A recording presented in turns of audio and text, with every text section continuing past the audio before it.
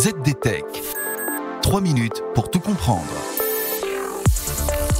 Bonjour à tous et bienvenue dans le ZDTech, le podcast quotidien de la rédaction de ZDNet. Je m'appelle Marine Loust et si vous n'avez pas suivi la chute de Theranos, dans 3 minutes, vous aurez tout compris.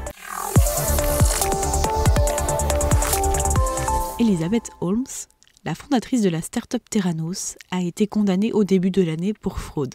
Voici 4 points pour tout comprendre sur l'affaire qui bouleverse la Silicon Valley. Pour commencer, on va parler d'une belle histoire qui fera un bon film. À 19 ans, la vision d'Elizabeth Holmes est de révolutionner le secteur de la santé. Avec Theranos, elle lève plus de 700 millions de dollars en promettant de diagnostiquer tout type de maladie. Sa botte secrète, des analyses sanguines complètes en prélevant seulement quelques gouttes de sang. Le storytelling séduit. Effrayée par les seringues, elle veut créer une machine miracle pour simplifier les diagnostics médicaux. Elle s'inspire de Steve Jobs, dont elle est fan, pour promouvoir son entreprise, et s'entoure de grands noms pour inspirer la confiance des investisseurs. Des investisseurs qui, longtemps, ne soupçonneront rien. Fake it until you make it. En français, faites semblant jusqu'à y arriver. Elizabeth Holmes a fait semblant, tellement semblant, qu'elle a menti à ses investisseurs. Faux rapports, comptes falsifiés, et personne n'est allé vérifier. Littéralement. Pendant plus de 10 ans, pas de contrôle des autorités financières, peu de contrôle des autorités de santé, et toujours pas de contrôle des investisseurs. Et pourtant, le rêve d'Elizabeth Holmes n'était qu'un rêve.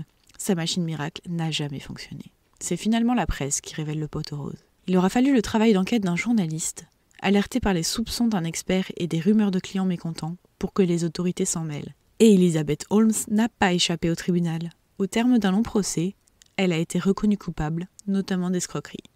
Elle risque désormais 20 ans de prison, mais devra encore attendre plusieurs mois pour connaître sa peine. L'échec n'est pas un crime, c'est en tout cas ce que plaide l'avocat d'Elizabeth Holmes.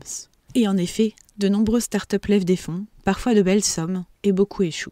Mais en matière de santé, on ne fabule pas avec les investisseurs et les clients. C'est peut-être pour ça que cette affaire a eu un tel retentissement dans le monde entier. À ce jour, les levées de fonds restent astronomiques pour certaines entreprises. Mais les investisseurs sont-ils plus prudents ou verra-t-on un jour un nouveau Theranos ? Et voilà, on a fait le tour du sujet. Pour en savoir plus, rendez-vous sur zdnet.fr. Et retrouvez tous les jours un nouvel épisode du ZDTech sur vos plateformes de podcast préférées. ZDTech. 3 minutes pour tout comprendre.